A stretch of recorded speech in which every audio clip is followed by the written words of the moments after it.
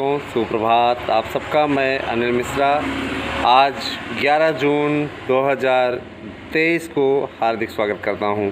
हमारे इस चैनल पे आप नए हैं तो चैनल को सब्सक्राइब करके इसके साथ में जुड़ें। और एक चीज़ मैं अवश्य आपसे बोलना चाहूँगा, बताना चाहूँगा कि आप सभी लोग जिस तरीके से उत्साह के साथ हमारे साथ में जुड़ रहे हैं वह बहुत महत्वपूर्ण है। दोस्तों, मैं कुछ ऐसी अपडेट आपको देने जा रहा हूं जो कि आपके लिए बहुत ही आवश्यक है। उसके पहले थोड़ी सी चर्चा इधर कर लेते हैं। दोस्तों देखिए, हर साल 1 लाख सरकारी और 15 लाख प्राइवेट नौकरी, ये कल माननीय मुख्यमंत्री जी बोले हैं। योगी बोले प्रदेश की बेरोजगारी दर 19% से घट के 3 से 4% तक पहुँची। हर विभाग में होती है, लेकिन शिक्षकों की भर्ती करते समय पता नहीं क्या हो जाता है ना। तो मांग की गई है कि इसकी भी भर्ती करें। अब इसकी भी भर्ती होगी। प्रदेश के युवाओं के लिए हर साल 1 लाख सरकारी और 12 से 15 लाख प्राइवेट नौकरी के मौके सृजित किए जाएंगे। मुख्यमंत्री योगी आदित्यनाथ ने शनिवार को संजय गांधी स्नातकोत्तर आयुर्विज्ञान संस्थान PGI में यह घोषणा की। मुख्यमंत्री ने PGI मिशन निरामय के तहत माने अंतर्गत तहत एक शब्द ही चल गया है उर्दू वाला तहत प्रदेश के विभिन्न संस्थानों में नर्सिंग ऑफिसर पद पर भर्ती पाने वाले अभ्यर्थियों नियुक्ति पत्र भी बांटे। मिशन के तहत राज्य चिकित्सा महाविद्यालयों के लिए स्टाफ नर्स के 1974 पदों पर भर्ती की जिम्मेदारी दी गई थी। इस कार्यक्रम में मुख्यमंत्री ने कहा कि युवाओं को रोजगार देने के लिए उनकी सरकार बराबर प्रयास कर रही है। इसी का नतीजा है कि 2017 में बेरोजगारी दर, अब अपनी सरकार का हर कोई उल्लेख करता है, इतनी रह गई है। हमें इससे क्या मतलब, हमारी भर्ती हो, ये बड़ी चीज़ है ना। मैं शिक्षकों की भर्ती से रिलेटेड बातें ज़्यादा मायने रखती है हमारे लिए। ऑनलाइन व सांध्यकालीन कक्षाएँ भी चलाएँ।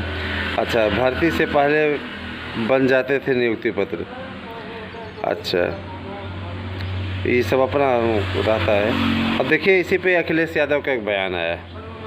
जातिगत जनगणना के बिना सामाजिक न्याय संभव नहीं। समझ में नहीं आता, 5 साल आप सत्ता में रहे, आपने जातिगत जनगणना क्यों नहीं करा ली? 5 साल आप सत्ता में थे, आपको किसी ने रोका नहीं था।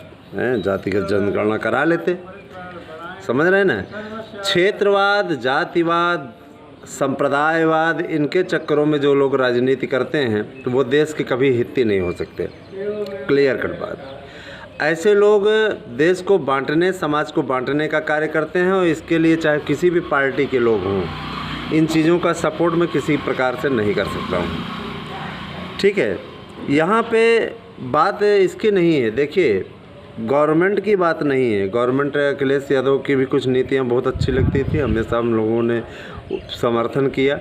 नए विज्ञापन को जैसे उन्होंने आगे बढ़ाने का कार्य किया था, उसका हमने सपोर्ट किया। कई ऐसी नीतियाँ हमें बहुत पसंद आई जिसका हमने सपोर्ट किया था। लेकिन ये जो जातिगत जनगणना, यानी जातियों में, क्षेत्रों में, सब में बांट दो। आज भारतवर्ष में देखा जाए तो वही क्षेत्रवाद और वही जातिवाद इतना घर करता जा रहा है। एक तरफ आप कहोगे जातिवाद मिटाओ, वहाँ जाके लंबे चौड़े भाषण दोगे, और दूसरी तरफ जातिवाद को बढ़ावा दोगे। जातिवाद एक ऐसा कलंक है समाज का दोस्तों, निश्चित रूप से, जो कि समाज को बांटने का कार्य करता है। अभी आप देखिए, महाराष्ट्र में अगर यहाँ उत्तर भारत का कोई कमाने जाता है तो उसके साथ में पहले के समय में जब भारतीय जनता पार्टी की सरकार वहाँ पर नहीं थी, किस प्रकार से मारपीट होती थी कांग्रेस के सरकार में। तो कहने का तात्पर्य ये कि क्षेत्रवाद इतना घुस गया है कि आप लोगों ने देखा अमूल और नंदिनी विवाद को लेकर के कितना कर्नाटका में हो गया। कहने का मतलब ये कि जब आप एक देश के नागरिक नहीं बन सकते, धीरे धीरे क्षेत्रवाद इतना घर करता जा रहा है कि हर प्रदेश वाले 90% आरक्षण दे रहे हैं अपने यहाँ के प्रदेश के युवाओं को। तो अगर देखा जाए तो ये तो सामाजिक समानता के उस अधिकार का उल्लंघन है जो आर्टिकल 14 में संविधान द्वारा दिया गया है।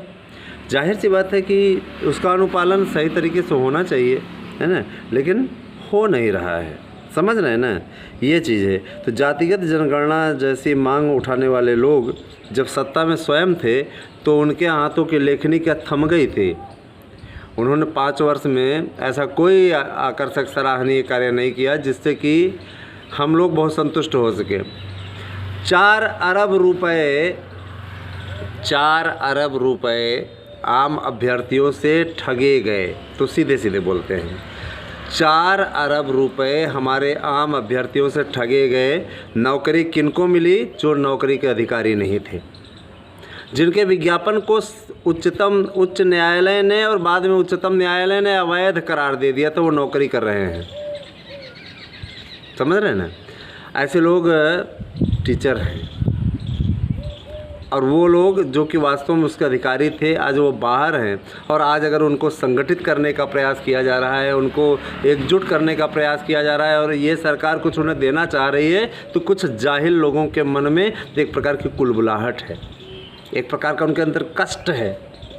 दोस्तों, निश्चित रूप से ये नहीं चाहते कि ये भर्ती आगे बढ़े, और ये नहीं चाहते कि हमारे नेतृत्व में एक संगठन अच्छी तरीके से मजबूती से कार्य करे, लेकिन नहीं, इनके मन में तो एक प्रकार की कुंठा है।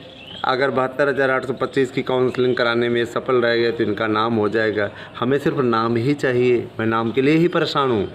ठीक है, धन की अपेक्षा मैं नहीं करता हूँ, धन माता रानी के आशीर्वाद से कमी नहीं है, माता रानी के आशीर्वाद से। समझ रहे हैं ना? मैं सिर्फ नाम के लिए परेशान हूँ।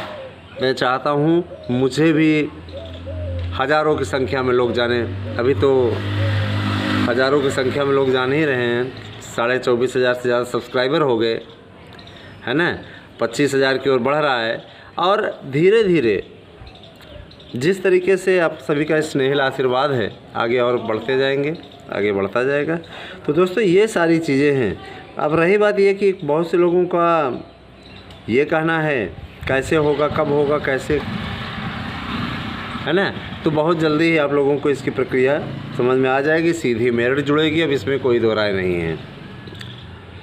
अच्छा, एक चीज़ और दोस्तों, मैं इतना ज़रूर कहना चाहता हूँ, अच्छा, कि टीचर्स भर्ती के लिए इस समय नए आयोग के गठन की प्रक्रिया अपने अंतिम चरण में है। आज 11 जून हो गई। बहुत जल्दी ही आप लोगों को इसकी घोषणा देखने को मिलेगी, क्योंकि अब इनको भी मालूम है अच्छी तरीके से कि किस प्रकार से अब जल्दी भर्ती करनी है ना। भर्तियों के लिए काफ़ी अच्छा प्रयास हो रहा है, सार्थक प्रयास जिसको कहते हैं, निश्चित रूप से। और ये भी अच्छी तरीके से जान लीजिए कि बहुत अच्छा होने वाला है दोस्तों। तो आप सभी से मेरी अपेक्षा है, मैं आप लोगों से विशेष अनुरोध करता हूँ कि आप सभी लोग ज़्यादा से ज़्यादा संख्या में हमारे वीडियो को देखा करिए, समझा करिए, पढ़ा करिए। बहुत से लोग हैं उसको लिखते हैं, तो लिखने के बाद में उसको पढ़ा करिए। बहुत से लोग हैं नोट करते हैं, हमारे पास भेजते हैं कि सर हमने नोट किया, आज आपने जो जो चीज़ें कही ये पॉइंट हमने नोट किया। हमने कहा इसको पढ़ भी लिया करिए। तो दोस्तों, ये सारी चीज़ है। अच्छा, ठीक है। अब देखिए, निश्चित रूप से इस समय भर्तियों के लिए पूरा कंप्लीट तैयारी चल रही है, और इसका पूरा कार्यक्रम आप लोगों को हमारे चैनल के माध्यम से मिलता रहता है, बताते रहते हैं आपको। देखिए दोस्तों, हम लोगों की ही मांग थी सीधी मेरिट जोड़ी जाए, गुणांक मेरिट में घालमेल हो जाता है। तो गुणांक मेरिट नहीं, सीधी मेरिट की बात, मेरिट सीधे जुड़े न, सीधी मेरिट जुड़े, जिससे कि क्या कहते हैं, आराम से सही तरीके से भर्ती हो सके, कोई समस्या ना आए। ठीक है। टीचर्स भर्ती के लिए आप सभी लोगों से मेरी विशेष सिफारिश है, विशेष अनुरोध है, निश्चित रूप से ज़्यादा से ज़्यादा संख्या में हमारे वीडियो को शेयर भी कर दिया करिए, और ज़्यादा से ज़्यादा लोगों को हमारे चैनलों से जोड़िए भी। दोस्तों, मैं एक चीज़ और कहना चाहूँगा, जो भाई बहन हमारे याची बनना चाहते हैं, वो प्राइमरी की भर्ती हो या आपके टीजीटी पीजीटी की भर्ती हो, आप इस पर याची बन सकते हैं। याची बन जाइए, आपके लिए बेहद महत्वपूर्ण समय है। समझ रहे हैं ना? अच्छा,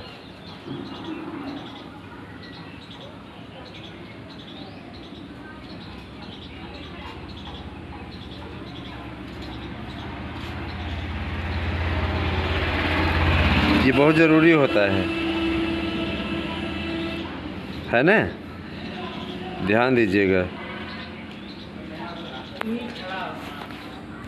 दोस्तों। ईमानदारी जो होती है एक ऐसी चीज़ होती है ना, जिस पे व्यक्ति अगर चलता रहता है तो जाहिर सी बात है कि वो सुकून और संतुष्ट भी रहता है। और आज का देखिए मौसम बड़ा सुहावना है ना, आज का मौसम बड़ा सुहावना है। तो कैसी लगी हमारी वीडियो अवश्य बताइएगा। आप लोगों को नेक्स्ट वीडियो में बड़ी अपडेट के साथ में हम उपस्थित होंगे और बताएंगे, जानकारी देंगे। Thank you, have a nice day.